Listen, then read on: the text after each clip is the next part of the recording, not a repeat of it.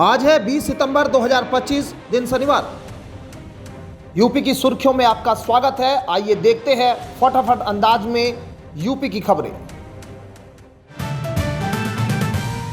उत्तर प्रदेश में युवाओं के लिए बड़ी खुशखबरी है। मेरठ मंडल के 6 जिलों में पहली बार ब्लॉक स्तर पर रोजगार मेले आयोजित किए जाएंगे। इन मेलों के जरिए लगभग 8000 युवाओं को नौकरियां मिलेगी। 8वीं पास से लेकर पीजी तक के उम्मीदवार इसमें भाग ले सकेंगे। कंपनियां मौके पर ही चयनित युवाओं को नियुक्ति पत्र देगी। शुरुआती सैलरी 15 से 35 हजार रुपये तक हो सकती है। मेरठ जिले के 12 ब्लॉकों सहित मंडल के 40 से अधिक ब्लॉकों में सितंबर से नवंबर तक मेले होंगे। इच्छुक युवा रोजगार संगम पोर्टल पर मुफ्त पंजीकरण कर सकते हैं। उत्तर प्रदेश अधीनस्थ सेवा चयन ने 3 महत्वपूर्ण भर्ती परीक्षाओं की तिथियां घोषित कर दी है। वन रक्षक एवं वन्य जीव रक्षक मुख्य परीक्षा 9 नवंबर को सुबह 10 बजे से 12 बजे तक होगी।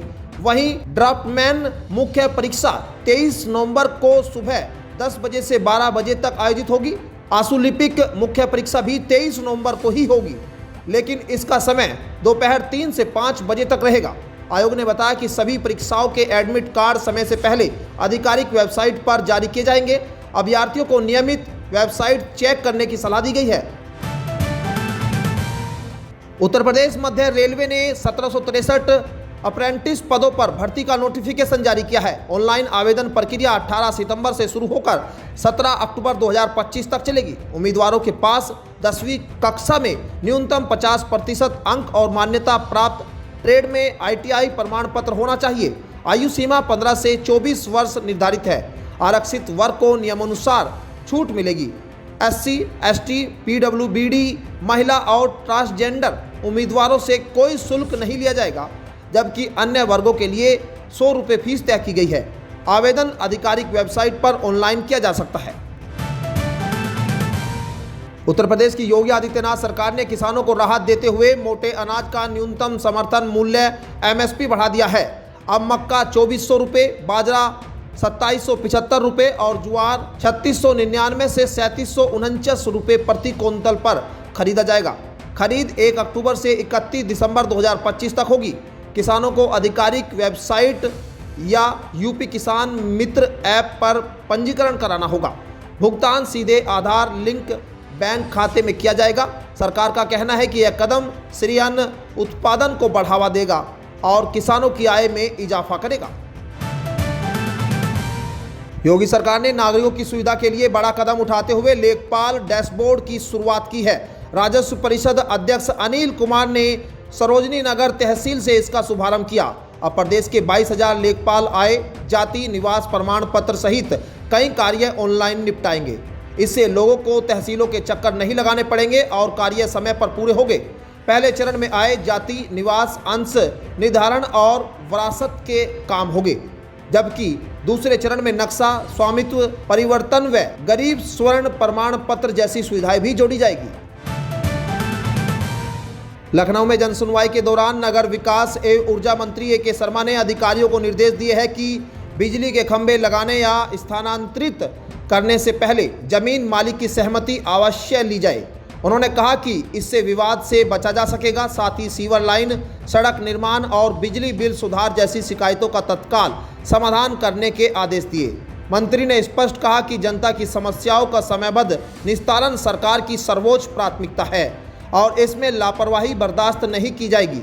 वहीं NIA 24-25 सितंबर को लखनऊ में पुलिस को विवेचना का प्रशिक्षण देगी।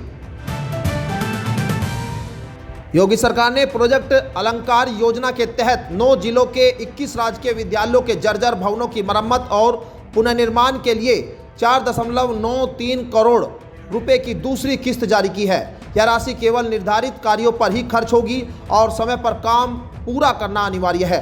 निर्माण की गुणवत्ता सुनिश्चित करने के लिए DIOS और मंडलीय शिक्षा निदेशक नियमित निरीक्षण करेंगे। हर सप्ताह जिला और हर 15 दिन मंडलीय स्तर पर जांच होगी। सरकार ने स्पष्ट किया कि धनराशि का दुरुपयोग या काम में लापरवाही की जिम्मेदारी संबंधित DIOS की होगी। मुख्यमंत्री योगी आदित्यनाथ के निर्देश पर उत्तर प्रदेश इको पर्यटन विकास बोर्ड ने बड़े बदलाव का फैसला लिया है। अब राज्य के प्रमुख इको पर्यटन स्थलों का संचालन व रख रखाव निजी कंपनियों को सौंपा जाएगा। कंपनियों को गेस्ट हाउस, पर्यटक सुविधा केंद्र, होटल और रेस्टोरेंट चलाने की जिम्मेदारी दी जाएगी। पहले चरण में अयोध्या, चित्रकूट, बलिया, बाराबंकी, ललितपुर, बांदा, जालौन, कुशीनगर, सीतापुर, महाराजगंज और मिल्कीपुर के 11 स्थल शामिल है। इससे पर्यटकों को बेहतर सुविधाएं मिलेगी और भवन सुरक्षित रहेंगे। साथ ही सरकार को भी आर्थिक लाभ होगा। उत्तर प्रदेश 26 सितंबर 2025 को अंतर्राष्ट्रीय निवेश का बड़ा मंच बनने जा रहा है। ग्रेटर नोएडा में होने वाले यूपी इंटरनेशनल ट्रेड शो के दौरान रूस इंडिया बिजनेस डायलॉग आयोजित होगा, जिसमें रूस पार्टनर कंट्री रहेगा। इस संवाद में भारत और रूस के शीर्ष उद्योगपति, वित्तीय संस्थान और नीति निर्माता शामिल होंगे। उद्देश्य है कि व्यापार और तकनीकी सहयोगों को बढ़ावा देना, रोजगार और निवेश के नए अवसर खोलना। सीएम योगी आदित्यनाथ की नीतियों से यूपी वैश्विक निवेश का केंद्र बन रहा है। इस योजना से प्रदेश को ग्लोबल इन्वेस्टमेंट हब के रूप में नई पहचान मिलेगी। उत्तर प्रदेश पंचायत चुनाव को लेकर राष्ट्रीय लोकदल ने बड़ा फैसला किया है। पार्टी संगठन महासचिव त्रिलोक त्यागी ने ऐलान किया है कि रालोद महिलाओं को 33% भागीदारी देगा। उन्होंने कहा कि महिलाओं की सक्रिय भागीदारी के बिना राजनीति अधूरी है। वहीं भाजपा ने घटी जीएसटी मिला उपहार, धन्यवाद मोदी सरकार स्टिकर अभियान लॉन्च किया। इसे प्रदेश अध्यक्ष भूपेंद्र चौधरी, डिप्टी सीएम केशव प्रसाद मौर्य और ब्रजेश पाठक ने अपनी डीपी पर लगाया। जीएसटी दरों में कमी से जनता में उत्साह है और भाजपा ने इसे जनसंपर्क अभियान से जोड़ दिया है। उत्तर प्रदेश में राशन कार्ड की ई-केवाईसी प्रक्रिया तेजी से चल रही है। अब तक 87.99% यानी 12.78 करोड़ यूनिट की ई-केवाईसी पूरी हो चुकी है। खाद्य राज्य मंत्री सतीश चंद्र शर्मा ने निर्देश दिए हैं कि अपात्र कार्ड तुरंत निरस्त कर पात्र परिवारों को लाभ दिया जाए। 10 सितंबर से अब तक 16 लाख से अधिक लाभार्थी की ई-केवाईसी पूरी कराई जा चुकी है। उज्ज्वला योजना के तहत 90.36 लाख सिलेंडर वितरित किए गए हैं। प्रदेश में 1772 अन्नपूर्णा भवनों का निर्माण जारी है। मंत्री ने शेष यूनिटों की ई-केवाईसी शीघ्र पूरी करने पर जोर दिया। पश्चिम उत्तर प्रदेश में हाईकोर्ट बेंच की मांग को लेकर शनिवार को 22 जिलों में अधिवक्ता आंदोलन करेंगे। केंद्रीय संघर्ष समिति के नेतृत्व में सभी बार एसोसिएशन न्यायिक कार्य बहिष्कार कर धरना प्रदर्शन करेंगे। मेरठ में कचहरी से बेगम पुल तक पैदल मार्च निकाला जाएगा और बेगम पुल पर मानव श्रृंखला बनाकर 2 घंटे विरोध होगा। संघर्ष समिति ने दावा किया है कि आंदोलन को राजनीति, सामाजिक, व्यापारी और किसान संगठनों का व्यापक समर्थन मिल रहा है। समिति ने चेतावनी दी है कि 30 सितंबर को यदि प्रधानमंत्री मेरठ आएंगे तो उनसे बेंच की मांग को लेकर मुलाकात की जाएगी। अयोध्या की सड़कों पर नवरात्र से लंदन की तर्ज पर डबल डेकर बसें दौड़ेगी। परिवहन मंत्री दयाशंकर सिंह ने बताया कि 3 करोड़ रुपए की लागत वाली ये बसें पर्यटन को नया आयाम देगी। साथ ही अयोध्या का बस अड्डा एयरपोर्ट मॉडल पर विकसित किया जाएगा, जहां यात्रियों को अत्याधुनिक सुविधाएं मिलेगी। यूपी परिवहन निगम के पास वर्तमान में 14,500 बसों का बेड़ा है। मंत्री ने बताया कि जल्द ही अटल सेवा सर्किट के तहत लखनऊ, अयोध्या, गोरखपुर और काशी प्रयागराज रूट पर इलेक्ट्रिक बसें भी चलाई जाएगी, जिससे यात्रियों को बेहतर सुविधा मिलेगी। पीलीभीत में सेवा पखवाड़े के कार्यक्रम में डिप्टी सीएम केशव प्रसाद मौर्य ने विपक्ष पर करारा हमला बोला है।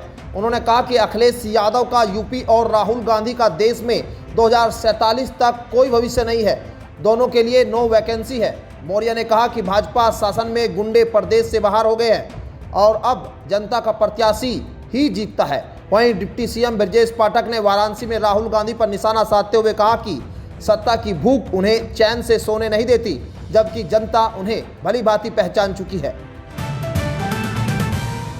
उत्तर प्रदेश में मौसम करवट ले रहा है। पश्चिम यूपी के कुछ हिस्सों में गरज चमक के साथ हल्की बारिश होने की संभावना जताई गई है, जबकि पूर्वी यूपी में कुछ जगहों पर बौछारें पड़ सकती है। हालांकि इस दौरान प्रदेश में कहीं भी भारी बारिश की संभावना नहीं है। मौसम विभाग के अनुसार 20 और 21 सितंबर को पश्चिम यूपी में मौसम सामान्य और साफ रहेगा। वहीं पूर्वी यूपी में इन दिनों भी छिटपुट बारिश और गरज चमक के साथ आसार बने हुए हैं। उमस भरी गर्मी से लोगों को थोड़ी राहत मिल सकती है।